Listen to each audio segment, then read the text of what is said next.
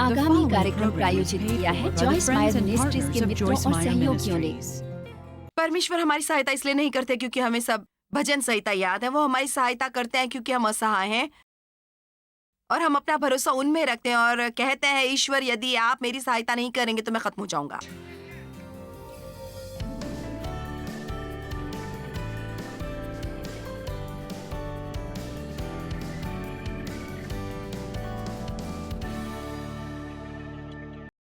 मैं एक श्रृंखला कर रही हूँ एंजॉयिंग एवरीडे लाइफ नाम से, और आप जानते, ये थोड़ा ऐसा लगता है कि एक प्रकार से फूला हुआ, लेकिन मामले की सच्चाई ये है कि बहुत से लोगों को अपने जीवन का आनंद लेने में कठिन समय लगता है।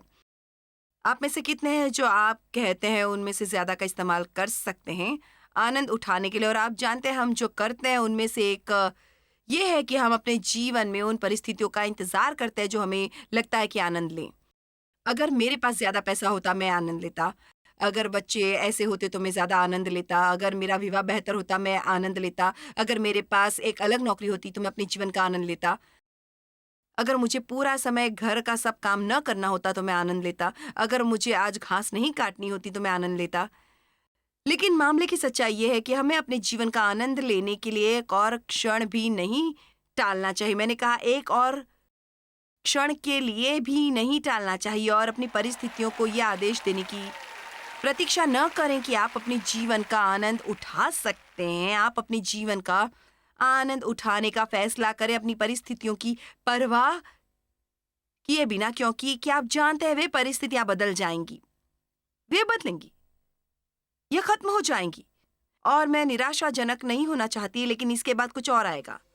अब हम इतने लंबे समय तक जीते हैं कि हम ये जानते हैं कि ये इसी तरह से होता है। आप किसी चीज से गुजरते हैं, वो खत्म हो जाती है, आप सेटल होते हैं, सब कुछ ठीक होता है, फिर कुछ और आ जाता है और आप फिर से वहीं से गुजरते हैं। फिर सब कुछ थोड़े समय के लिए अच्छा होता है और फिर से भाई ये 2 3 4 चीजें एक ही बार में आ जाती हैं। आप फिर से सेटल हो जाते हैं।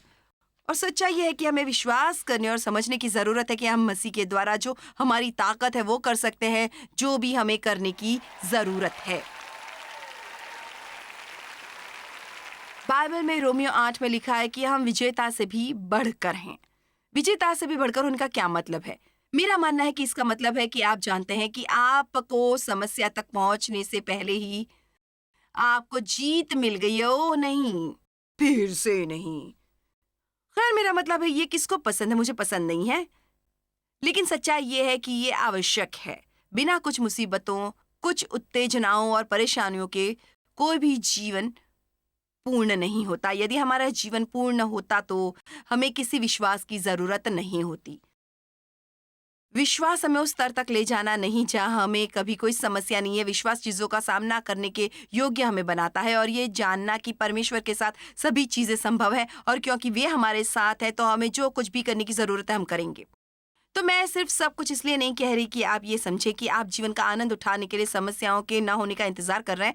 फिर मुझे लगता है कि बस आप अभी भी इंतजार करेंगे जब यीशु आपको लेने आते हैं, क्योंकि आपके लिए विभिन्न चीजें होने वाली हैं। और जैसा कि हम सब जानते हैं, हर तूफान का पूर्वानुमान नहीं लगाया जाता, कभी कभी ये अचानक से आ जाते हैं।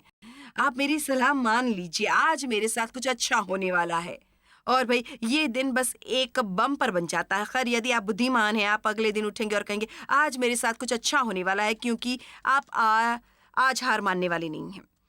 तो मैं लोगों को छुट्टियों का आनंद लेने या पार्टी में जाने का, एक नया पहनावा लेने का, या खुदा का शुक्र है आज शुक्रवार है, ये सब का आनंद लेने से रोक नहीं रही हूँ। मैं कह रही हूँ कि आप इसका आनंद लेना सीखें।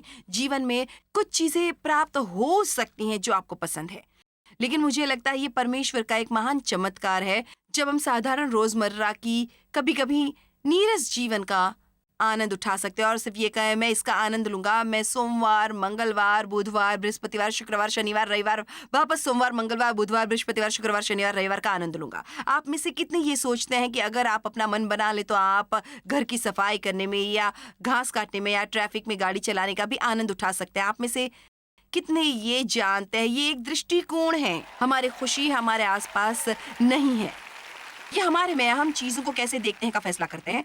तो 3 चीजें जो हम चाहते हैं रोजमर्रा के जीवन में आनंद उठाने के लिए मैं आपको जीवन का आनंद लेना सिखाना चाहती हूँ। किसी दूसरे के जीवन की चाहत करना बंद करो, अपने जीवन का आनंद लो और उन्हें करने का सबसे अच्छा तरीका है कि आप वो चीज़ें करें जो आप सामान्य रूप से बस साधारण आम तौर पे रोज़मर्रा की चीज़ें हैं जो आपको ज़रा भी आध्यात्मिक नहीं लगती और आप उन्हें परमेश्वर की सेवा के रूप में करें। दूसरे शब्दों में परमेश्वर में अपनी ग्रोसरी शॉपिंग आपके साथ करने जा रही हूँ। आपके गौरव और महिमा के लिए मैं एक अच्छे रवैये के साथ बाहर जाने वाली हूँ। और क्या आप जानते हैं, हो सकता है आपको एक अवसर मिले किसी दूसरे के जीवन में एक बड़ा फर्क लाने का, यदि आप अपना मन इस पर से हटा लें कि आप वहाँ जाने के बारे में कितने दुखी हैं।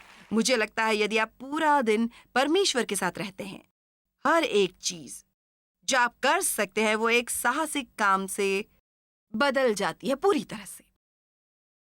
मैं अपनी चंगाई पाने वाली हूँ, मैं बचाई जाने वाली हूँ, मैं अपना ब्रेक थ्रू पाने वाली हूँ। और आप जानते हैं बाइबल में कहीं भी नहीं है कि वास्तव में, मुझे भी पता नहीं है कि उस शब्द का उपयोग किया गया है, लेकिन शब्द प्राप्त करना, स्वीकार करना सब जगह है। और शब्द प्राप्त करना, स्वीकार करना का मतलब है एक धारक की तरह व्यवहार करना।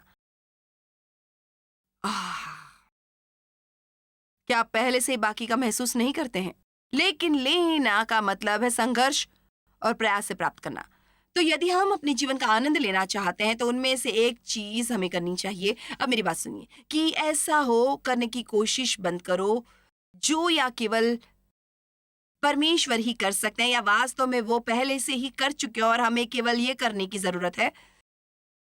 विश्वास करें और विश्वास से इसे प्राप्त करें। मुझे लगता है हम बहुत सा समय उन चीज़ों को पाने में बिता देते हैं जो पहले से ही हमारे पास है। और इसके बारे में आपको बाद में थोड़ा और बताऊंगी। बाइबल में लिखा है कि हमें परमेश्वर के राज्य को मानना, स्वागत करना और स्वीकार करना है एक छोटे बच्चे की तरह, अन्यथा हम किसी भी तरह से प्रवेश नहीं करेंगे। मैं तुमसे सच कहता हूं, जो कोई परमेश्वर के राज्य को स्वीकार न करे, हर कोई कह सकता है स्वीकार, और जो कोई परमेश्वर के राज्य को बालक की नाई ग्रहण न करे वो उसमें कभी प्रवेश करने न पाएगा। तो मैं आपको एक छोटा सा उदाहरण दिखाती हूँ जो आपको समझ में आ जाएगा। बच्चों, क्या तुम यहाँ आ सकते हो प्लीज? आप ये प्यारे नहीं है क्या? चलो देखते हैं। मैं चाहती हूँ कि हर कोई आपको देख सके, तो मुझे आपको यहाँ खड़ा करना होगा। मुझे लगता है हमें बस बिल्कुल, हाँ ओके, ये ठीक है। क्या आप एक लाइन में खड़े हो जाएंगे? हाँ, बहुत बढ़िया। क्या आप लोगों को पैसे अच्छे लगते हैं? क्या आपको आपको पैसे अच्छे लगते हैं? यदि मैं आपको कुछ पैसे दूं तो आप क्या सोचोगे? ठीक है, तुम समझ गए। उसने कहा मैं इससे लूंगा। भाई, परमेश्वर चाहते हैं कि हम इसी तरह सोचें। आपको लगता है मैं आपको बिना किसी कारण पैसे दे दूंगी? आपको क्या लगता है क्या होगा यदि मैंने अभी आपको ये दिया और कहा आपको इसके लिए कुछ भी करने की जरूरत नहीं है सिवाय इसके कि विश्वास करें? वहां आपके लिए कुछ है। ओह, आओ मेरे खुदा, किसी और को ये मत लेने देना। आप कैसे हैं? ओह, आप एक अच्छे प्राप्तकर्ता हैं। तो आप कैसे हैं? शायद मेरे पास कुछ बचा होगा और किसी को कुछ देने को मिलेगा, मुझे नहीं पता। ओह, आपका स्वागत है। अभी तक 5 में से सिर्फ एक ने धन्यवाद कहा है। धन्यवाद, आप एक अच्छे दिखने वाले लड़के हैं। ओह, मुझे मिल गया। आप कैसे हैं? आप बहुत प्यारे हैं। मेरे पास छोटा बच्चा है। मेरे पास सबके लिए काफी नहीं है। क्या तुम्हें आधा चलेगा? मुझे नहीं पता कौन वास्तव में और अधिक चाहता है। ठीक है, ये आपके लिए है, ये आपके लिए। मेरे पास सबको देने के लिए काफी नहीं है। तुम सब छोटे छोटे बच्चे हो, तुम ये ले सकते हो, ठीक है, मगर इनके लिए एक ताली हो जाए। धन्यवाद, आप वापस जा सकते हैं।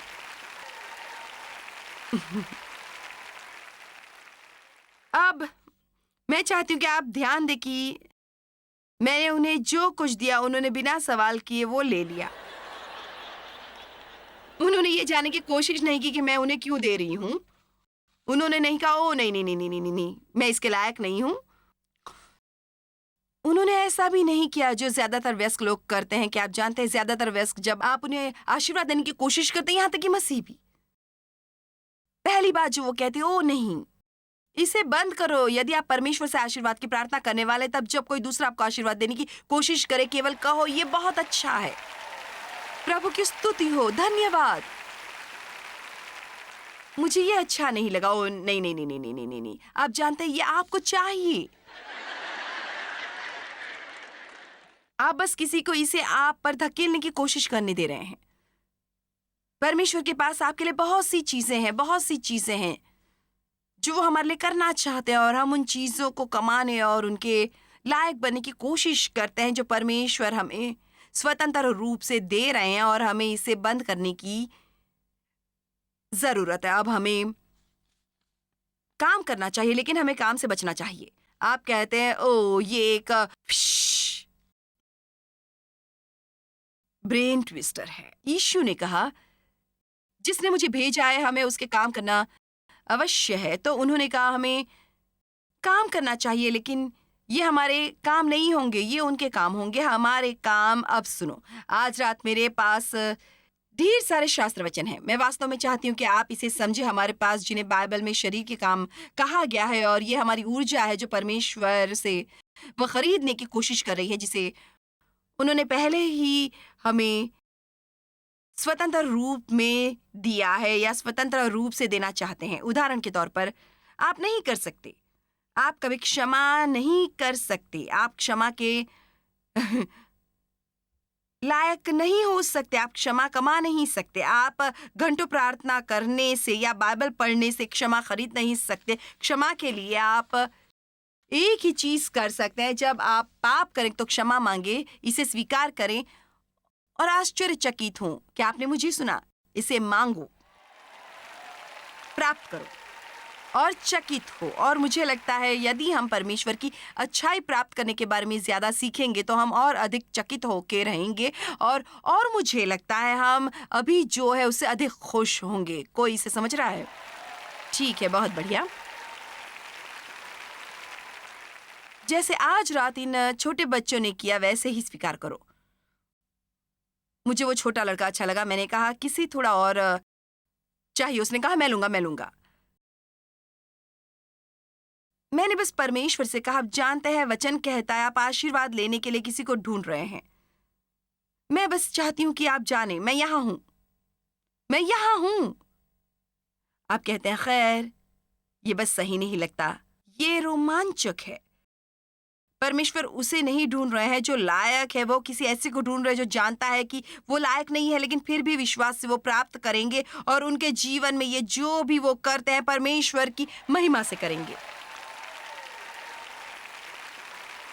इसलिए ये इतना हैरान करता है जब आप किसी ऐसे व्यक्ति की जो इतना गंदा, भयानक और बेढंगे रूप से पापी जीवन जीता है, उसे क्षमा और परमेश्वर की दया प्राप्त करते देखते हैं, और वो एक नए प्राणी में बदल दिया जाता है जो अतीत को छोड़ के और परमेश्वर की अच्छी चीजों पर जोर दे सकते हैं। आप इसके बारे में उत्साहित होने के अलावा कैसे कुछ हो सकते हैं? और हम क्यों नहीं अन्य लोगों को बता सकते कि परमेश्वर ने हमारे लिए क्या किया है? बच्चों को वो स्वीकार करने में कोई समस्या नहीं थी। प्राप्त करना एक बार फिर, मतलब एक धारक या एक बर्तन की तरह व्यवहार करना, और सिर्फ प्रवेश की आज्ञा लेना या जो कुछ भी दिया जाए उसे प्राप्त करना, लेकिन लेने का मतलब है उसका अधिकार लेना, या हत्याना पीछा करने, हत्याना बलपूर्वक लेना, सा करना, कार्यवाही के परिणाम या प्रयास के मांग करना। अब बाइबल में इफिसियों 2:8-9 में लिखा है, इस पर नजर डालना चाहती हूं मैं। ये मुक्ति के बारे में एक क्लासिक शास्त्र वचन है, क्योंकि विश्वास के द्वारा अनुग्रह ही से तुम्हारा उद्धार हुआ है, और ये तुम्हारी ओर से नहीं वरन परमेश्वर का दान है, और न कर्मों का के कारण, ऐसा न हो कि कोई घमंड करे। ये तुम्हारे अपने कामों या न आपके प्रयासों से आया है, वरन परमेश्वर का दान है, न कि नियमों की मांग का पूरा करने का। ऐसा न हो कि कोई घमंड करे, ये उसका परिणाम नहीं है जो संभवतः कोई कर सकता है। ये उसका परिणाम नहीं जो संभवतः कोई कर सकता है। इससे कोई फर्क नहीं पड़ता कि हम कितने भी अच्छे काम करते हैं, पर अपने पापों की क्षतिपूर्ति नहीं कर सकते, केवल मसीह ये कर सकते थे और वास्तव में पहले ही उन्होंने ये कर दिया है। यही कारण है कि गॉस्पेल एक बहुत अच्छी खबर है और ईमानदारी से इसका कोई मतलब नहीं निकलता कि वहाँ इतने नाखुश मसीह हैं।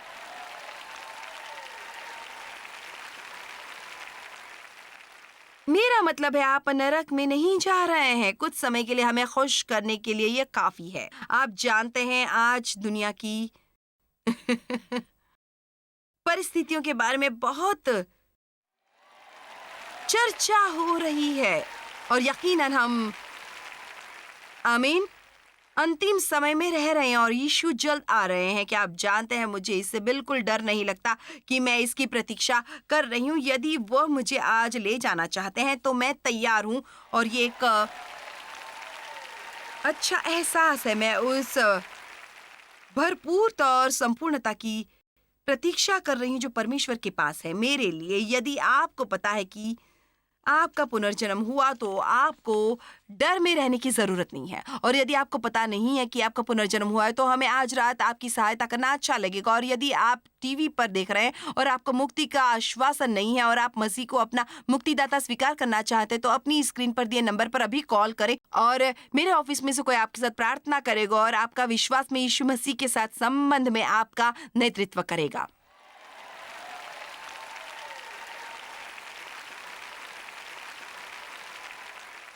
तो सचमुच यदि आप उस स्थिति के बारे में सोचते हैं जिसमें आप थे जब आपको बचाया गया था तो आप मूल रूप से अपने आप के अंत में आ गए हैं। आप नहीं थे। ये ऐसा है, मैं इतनी दुखी हूं कि सच में बस मुझे नहीं लगता कि मैं और दुखी हो सकती हूँ। मैं अपने लिए कुछ नहीं कर सकता। परमेश्वर जैसा हूँ मुझे बचा लो, मेरी मदद करो। कि अब ये देखो, आप समझ गए। आप में से कितनों को ये समर्पण याद है कि मैं पूरा हुआ। खत्म हुआ। यदि आप मेरे साथ कुछ कर सकते हैं तो मुझे लो और करो, क्योंकि मैं आपके साथ खो गया हूँ। लेकिन क्या आप जानते हैं कुलुस्सियों 2:6 में बाइबल कहती है कि जिस तरीके से आप बचाए गए थे उसी तरीके से आपको सीखना चाहिए। कैसे रहे? ओह, ये बहुत अच्छा है। आइए इस पर नजर डालते हैं। कुलुस्सियों अध्याय 2 वचन 6, ये वास्तव में मेरे लिए आंख खोलने वाला था। जब बहुत साल पहले मैंने ये देखा था, ये ऐसा था, ये एक वही जिसने तुम्हारे में अच्छा काम शुरू किया वही एक इसे खत्म करेगा और वो वैसे ही खत्म करेगा जैसे शुरू किया था। वैसे तुम अपना विश्वास उसमें रखते हो, वो अपनी दया तुम पर उड़ेलता है सब कुछ। सो जैसे तुमने मसीह यीशु को प्रभु करके ग्रहण किया है वैसे ही उसी में चलते रहो और अपने जीवन को नियंत्रित करें और स्वयं को रोमांचित करें जैसा कि आपने मसीह यीशु को स्वीकार किया है। तो जैसे आपने उन्हें स्वीकार किया है वैसे ही अपना जीवन जिए, उसी तरह चले। दूसरे शब्दों में आपको आज तनावग्रस्त होने की जरूरत नहीं है। कोशिश कर रहे हैं, कोशिश कर रहे हैं, कोशिश कर रहे हैं। मैं ज्यादा प्रार्थना करने की कोशिश कर रहा हूँ, मैं ज्यादा पढ़ने की कोशिश कर रहा हूँ, मैं अच्छा बनने की कोशिश कर रहा हूँ, अपने बयान की कोशिश कर रहा हूँ, मैं कोशिश कर रहा हूँ। मेरे खुदा कुछ अच्छा होने वाला है। ओ हाँ, हम आपको हमेशा कुछ नया करने के लिए देते हैं। ईमानदारी से आप ये सब याद नहीं रख सकते। तो आप हर रोज उठते हैं और आप वो करते हैं जो आप सबसे अच्छा कर सकते हैं और आप बाकी की देखभाल करने के लिए परमेश्वर पर भरोसा करते हैं। आप उन पर अपना भरोसा रखते हैं। यही अच्छा होता है। आप कितनी बाइबल पढ़ते हैं उससे अर्जित नहीं होता। आप कितने घंटे प्रार्थना करते हैं उससे अर्जित नहीं होता। या आपको कितने शास्त्र वचन याद है उससे भी अर्जित नहीं होता। आप हर साल में 10 बार पूरी बाइबल पढ़ सकते हैं और इससे आपको मुक्ति या परमेश्वर की सहायता अर्जित नहीं कर सकते। परमेश्वर हमारी सहायता इसलिए नहीं करते कि हमें सभी भजन संहिता याद है। वो हमारी सहायता करते हैं क्योंकि हम असहाय। परमेश्वर यदि आप मेरी सहायता नहीं करते तो मैं खत्म हो जाऊंगा। क्या आज रात को यहाँ ऐसा कोई है जो इसे समझ रहा है? अपने बच्चों को बदलने की ओह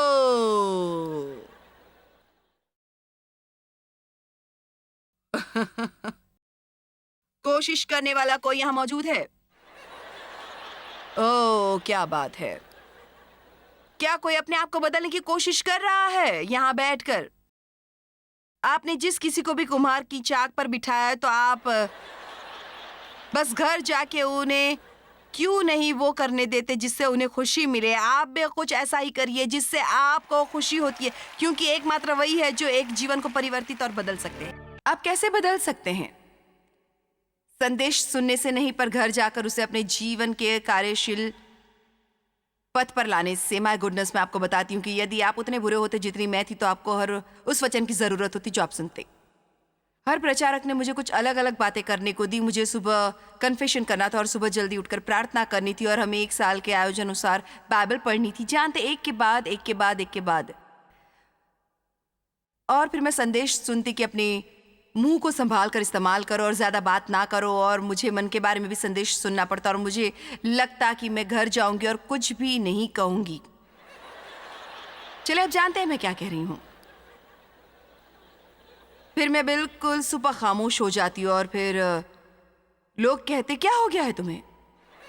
और मैं कहती बस बहुत हो गया। तुम्हें पसंद नहीं आता? यदि मैं बात करती तुम्हें पसंद आता नहीं, मैं ये करती हूँ।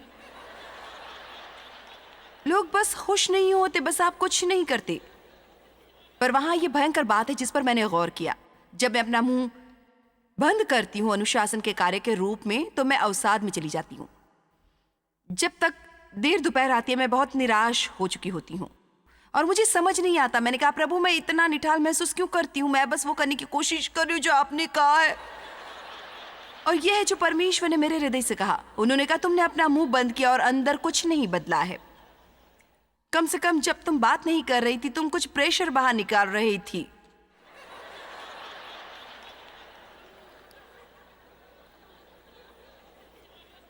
हमें उस संदेश पर प्रतिक्रिया देनी चाहिए जिसे हम सुनते हैं, पर हमें यह करने की जरूरत है कि हम घर जाएं और ये कहें, जानते हैं प्रभु, उस वचन के कारण आज मैं सचमुच दंडित हुआ। इसने मेरे हृदय को छुआ। इसलिए पवित्र आत्मा, मैं तुमसे मांग रही हूं कि इस क्षेत्र में तुम मुझे सिखाओ। और प्रभु, मैं चाहती हूं कि आप मुझे बदले, क्योंकि मैं स्वयं को नहीं बदल सकती। और फिर आपकी भूमिका वो है कि उस क्षेत्र में, उस विषय पर परमेश्वर के वचन का अध्ययन करें, क्योंकि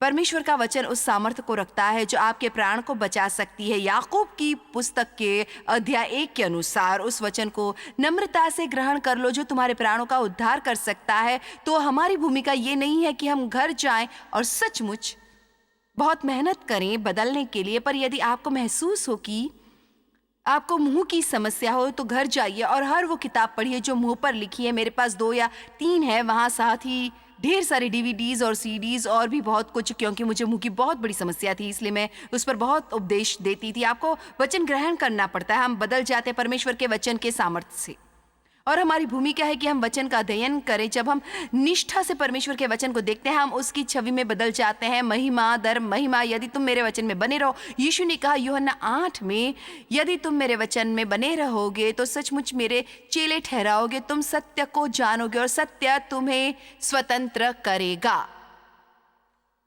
आमीन।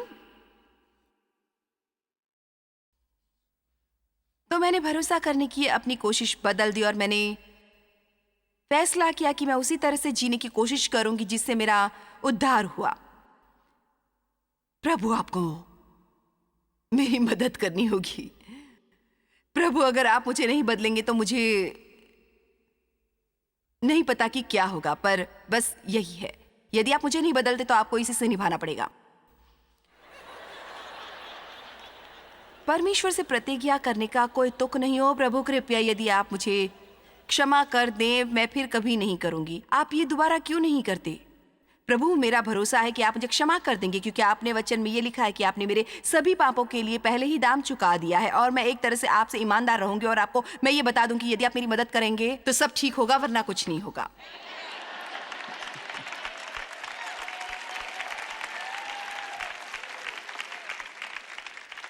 और मैं ये सुझाव नहीं दे रही कि हम कोई प्रयास नहीं करें, पर ये कोई शारीरिक प्रयास नहीं है जो हम करते हैं। आमीन। क्या इस बिल्डिंग में है जो कोई थक गया है कोशिश करते? आप में से कितने सचमुच बहुत कड़ी मेहनत कर रहे हैं अच्छा मसीह बनने की कोशिश में? एक अच्छा मसीह एक ऑक्सीमोरन है। अच्छे मसीह जैसी कोई चीज़ है ही नहीं। यदि हम अच्छे होते हैं तो हमें मसीहियत की ज़रूरत न होती। मैं जानती हूँ उसके बारे में आपको थोड़ा बहुत सोचना होगा, जो कि कोई अच्छाई हम में है वो परमेश्वर से आई है, हमारी अपनी अच्छाई नहीं है। और कोई भी अच्छा काम हम करते हैं, हम उसके लिए परमेश्वर की स्तुति करते हैं और उन्हें इसका श्रेय देते हैं और हम जानते हैं राइट, फिर मैं अपने पूरे जीवन भर कोई अच्छा काम नहीं करूंगी। यदि आप मेरी मदद नहीं करते, मैं बात कर रही हूँ हर बात परमेश्वर के साथ करने की और उन्हें श्रेय और महिमा देने की। उसी तरह आपने उद्धार पाया, उसी तरह आपको ये सीखने की ज़रूरत है कि कैसे जीना है। परमेश्वर बिकाऊ नहीं है और हम उनको खरीद नहीं सकते अपने भले कामों से। और जब हम भले काम करते हैं, परमेश्वर को हमें कुछ भी देने की ज़रूरत नहीं होती, क्योंकि हमने ये किया। चलो भी यदि हम हर दिन उठे और पहले 2 घंटे प्रार्थना करें और अपनी बाइबल में हर सुबह 6 अध्याय पढ़े, परमेश्वर आपके एहसान तले नहीं। तो फिर जब आपको समस्या आती है और परमेश्वर प्रकट नहीं होते, उसी क्षण जब आपको चाहिए होता है कि उन्हें होना चाहिए, आप इसके बारे में कुछ नहीं कर सकते। बेहतर आप ध्यान रखें। क्या आप नाराज नहीं हो जाते जब परमेश्वर किसी और को आशीष देते हैं जो इतना आत्मिक नहीं जितने आत्मिक आप हैं?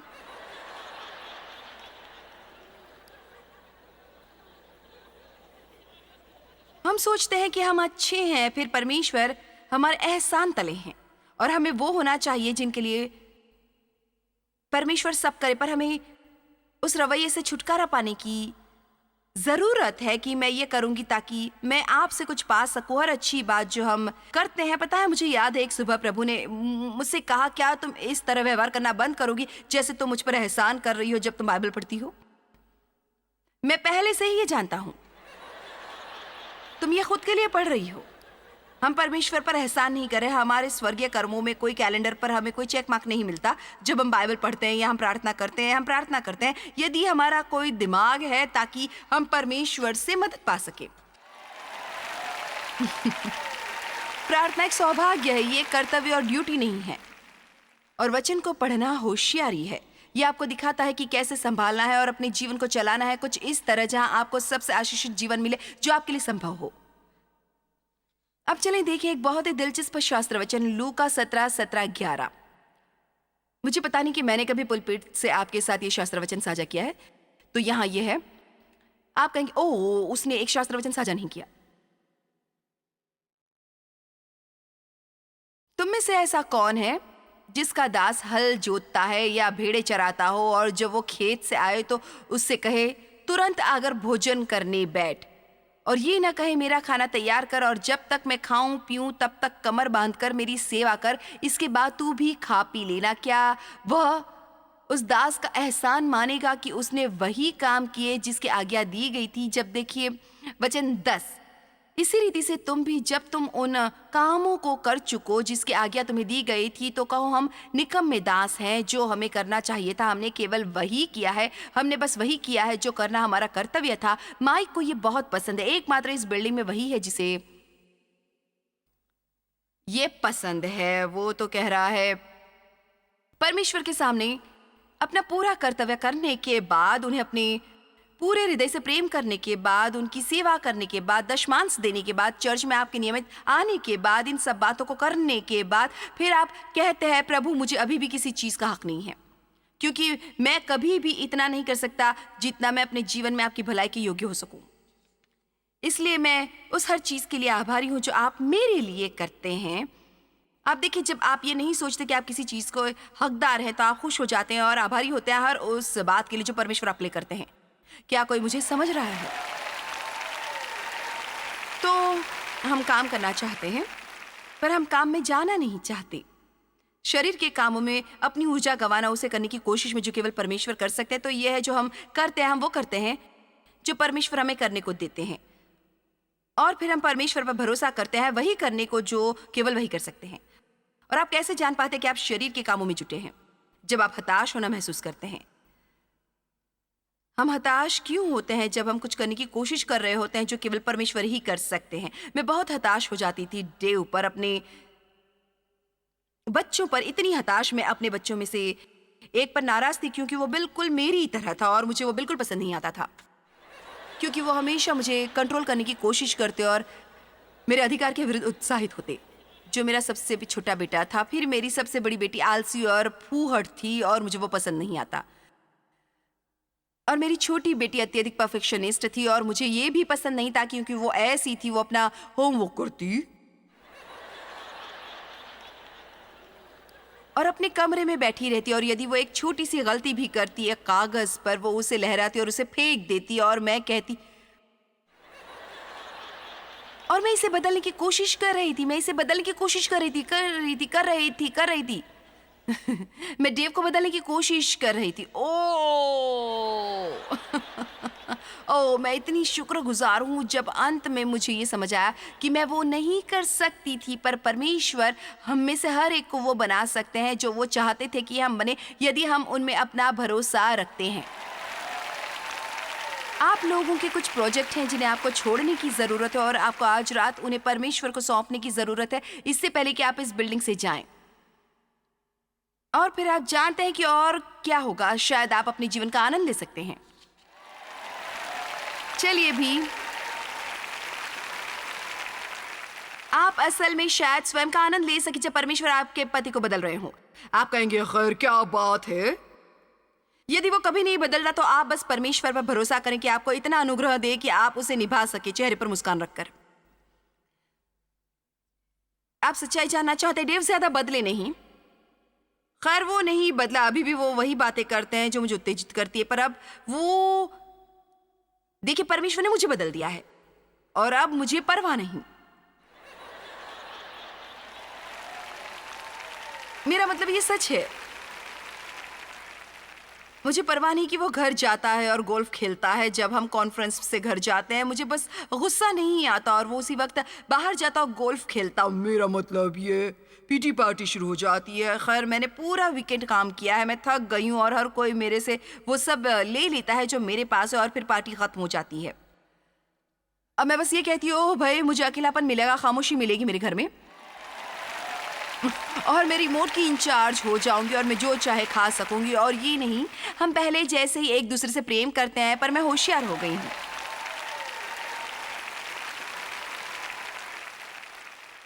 उस लड़ाई को आगे ना लड़ो जो तुम जीतने वाले ना हो। बेहतर है मैं इन लोगों से ये कहूं, उस लड़ाई को ना लड़ो जो तुम जीतने वाले नहीं हो। आप में से क्या ख्याल है उन लोगों का जो वहां है? उस लड़ाई से ना लड़ो जो तुम जीतने वाले नहीं हो। और देखिए हम सोचते हैं खैर मैं ये नहीं सह सकती अगर तुम बदलोगे नहीं। हाँ तुम बदल सकते हो, अपना मन उससे हटा लो जो कोई नहीं है और अगर परमेश्वर को खुद पर काम करने दो और हर बात के बारे में इतने कड़े ना बने रहो। पता है धार्मिकता बाइबल में बहुत ही शानदार उपदेश है। जो आपसे अज्ञात था उसी को उसी में हमारे लिए पाप ठहराया कि हम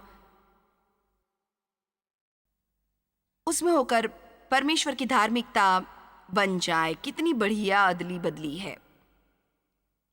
वो आपके पाप लेते हैं और आपको परमेश्वर के साथ अपनी धार्मिकता देते हैं। परमेश्वर वाओ, हमें निहारते हैं और हमें देखते हैं मसीह की तरह। जब आप परमेश्वर के पास आते हैं और कुछ मांगते हैं यीशु के नाम पर, बाइबल में लिखा है, एम्प्लीफाइड बाइबल में ये लिखा है, आप परमेश्वर को वो सब पेश कर रहे हैं जो सब वो यीशु है। आप अपने खुद का भले कामों का रिकॉर्ड नहीं पेश कर रहे हैं। हर बार जब आप कहते हैं यीशु के नाम पर, आप कह रहे हैं और ये करिए यीशु की खातिर, क्योंकि वो इसके हकदार थे, उन्होंने इसे कमाया और मैं फिर यहाँ हूँ उसे पाने के लिए। मुझे इसका हक नहीं है, इसलिए मैं अपने नाम पर नहीं आती, मैं उनके नाम पर आती हूँ। यही पूरा मुद्दा है यीशु के नाम पर प्रार्थना करने का। और पौलुस ने फिलिपियो 3 में प्रार्थना की। ये कुछ ऐसी बातें हैं जिनमें मजा आएगा यदि इन पर 3 दिन का बाइबल अध्ययन रखा जाए और इस पर बैठे और शास्त्र वचन दर शास्त्र वचन दर शास्त्र वचन दर शास्त्र वचन पढ़ते जाए और लोगों को प्रश्न पूछने दे और सचमुच उनको एक क्षेत्र में सफलता दिलाएं। पौलुस ने कहा मैं उसमें पाया जाऊं न कि अपनी उस धार्मिकता के साथ जो व्यवस्था से है, वरन उस धार्मिकता के साथ जो मसीह पर विश्वास करने के कारण है और परमेश्वर की ओर से विश्वास करने पर मिलती है। क्या आप विश्वास कर सकते हैं कि आज रात कि जितना आपने जीवन में गलत किया है और जितना और ज्यादा आप अपने जीवन में गलत करेंगे, यदि आपने मसीह को ग्रहण किया है अपने उद्धारकर्ता के रूप में, जबकि आप फिर भी गलत काम कर रहे हैं, कि परमेश्वर आपको देखते हैं और निहारते हैं अपने धार्मिकता के रूप में, इसका मतलब ये नहीं है कि आप सब काम सही कर रहे हैं, पर इसका मतलब यह है कि परमेश्वर ने दी है आपको अपनी धार्मिकता, और जब आपके अंदर धार्मिकता का बीज है, आप अच्छा व्यवहार उत्पन्न कर सकेंगे जब आप अपना चलन और अपनी यात्रा परमेश्वर के साथ जारी रखेंगे। पर मैं आपको बता दूं, मैं कोशिश करती रही धर्मी होने की। मैंने हर साल बाइबल पढ़ने की कोशिश की अपने चर्च के कुछ लोगों के साथ।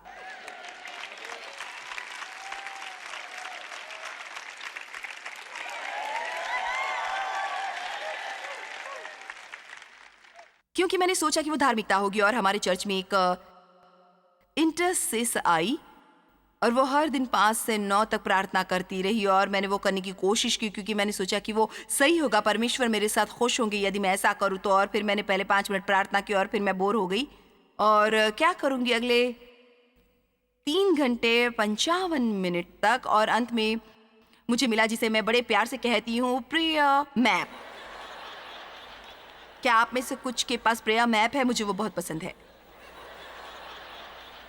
और परमेश्वर ने मुझे ये उदाहरण दिया, या असल में कुछ ऐसा है जिसकी बात उन्होंने मेरे दिल से की। उन्होंने कहा, तुम जानती हो जॉयस, तुम अपना जीवन बिता रही हो उसे पाने की कोशिश में जो पहले से ही तुम्हारे पास है। उसने कहा ये इस तरह से है जैसे तुम एक कुर्सी में घुसने की कोशिश कर रहे हो जिस पर तुम पहले से ही बैठे हो। तो मैं इस कुर्सी पर बैठी हूँ, और अब अगर मैंने शुरू किया उस कुर्सी में घुसने का जिसमें मैं हूं,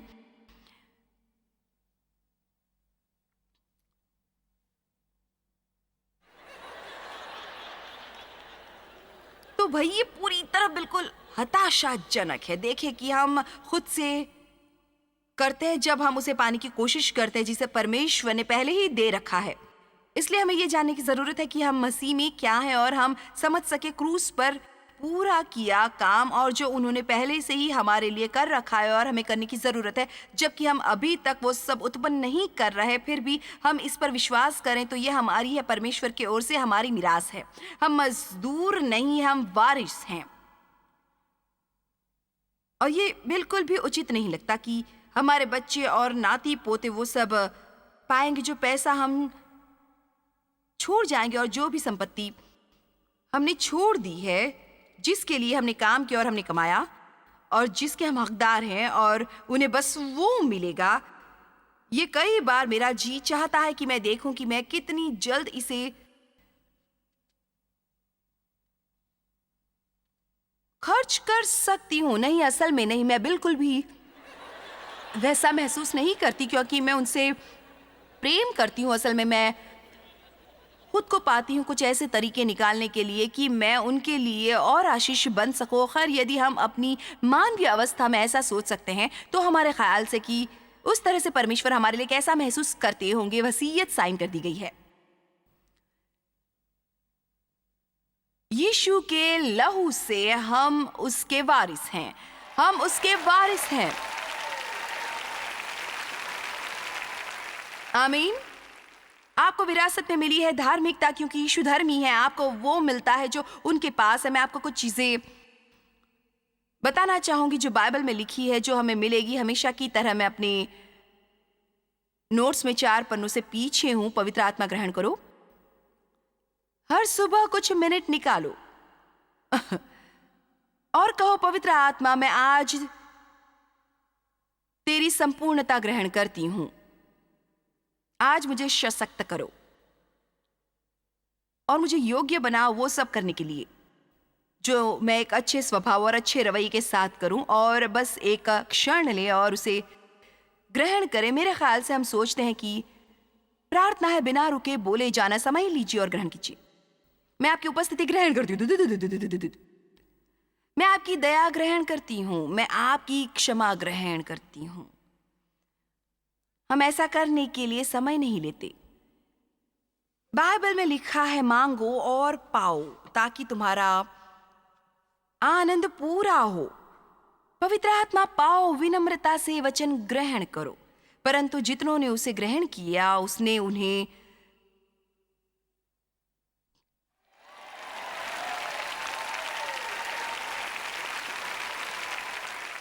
परमेश्वर की संतान होने का अधिकार दिया। पापों की क्षमा ग्रहण करो, परमेश्वर का अनुग्रह ग्रहण करो, अपने विरासत ग्रहण करो, अपनी सफलताओं के लिए दया ग्रहण करो, अपने विश्वास का फल ग्रहण करो और सब अच्छी बातें ग्रहण करो जो परमेश्वर ने बनाई है, धन्यवाद देकर। और आपको सामर्थ मिलेगी जब पवित्र आत्मा आप पर आता है। जानते हैं हम आसानी से शैतान से ग्रहण कर लेते हैं बजाय परमेश्वर से। आप में से कितने बहुत माहिर हैं ग्रहण करने को, दंड, आज्ञा और दोष भावना।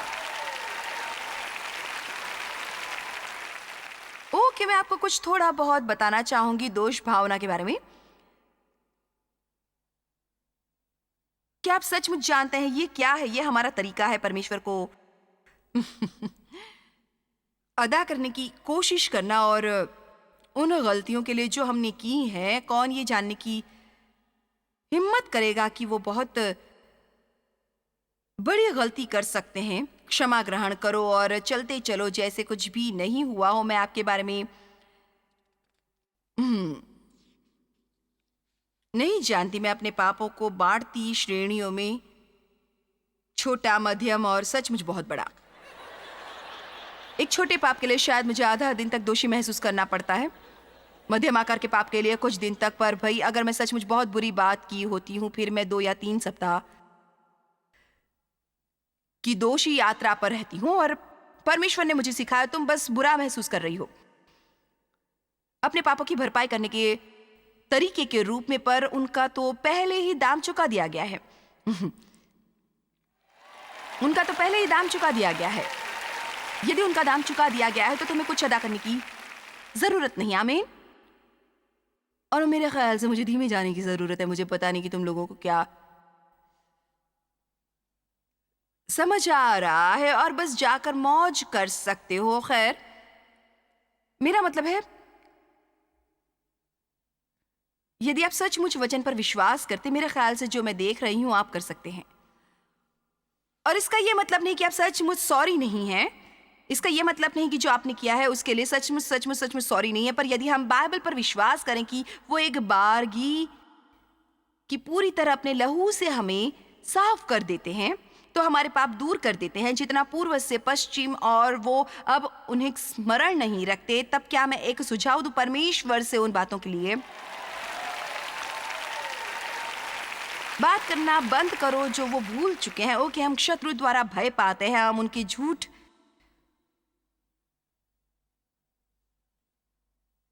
पाते हैं, हम स्वयं के बारे में नेगेटिव एहसास पाते हैं, हम लज्जा पाते हैं, हम दोष भावना पाते हैं, हम निराशा पाते हैं, हम अवसाद पाते हैं, हम उदासी पाते हैं। मैं अपना बाकी का जीवन इसमें नहीं बिताने वाली कि मैं शैतान से ग्रहण करने से वो बेहतर हूं बजाय परमेश्वर से ग्रहण करूं।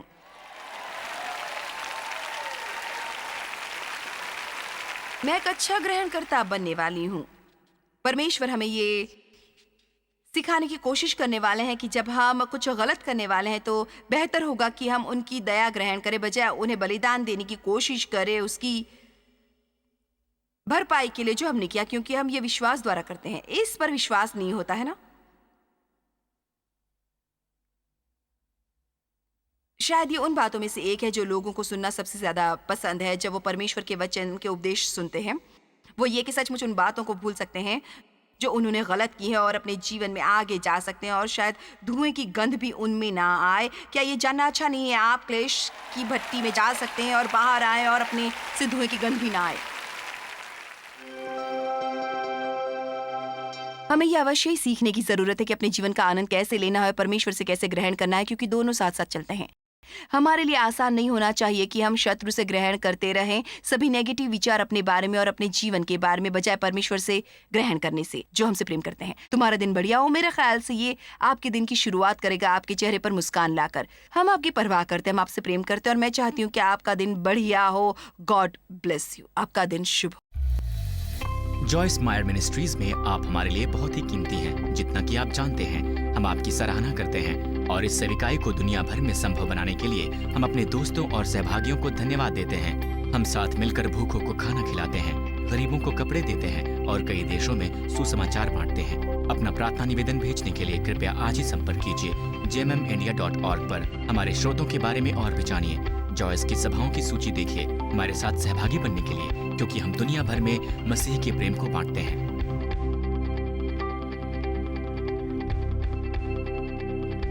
इसका खर्च उठाया है जॉयस मायर मिनिस्ट्रीज के मित्रों और सहयोगियों ने।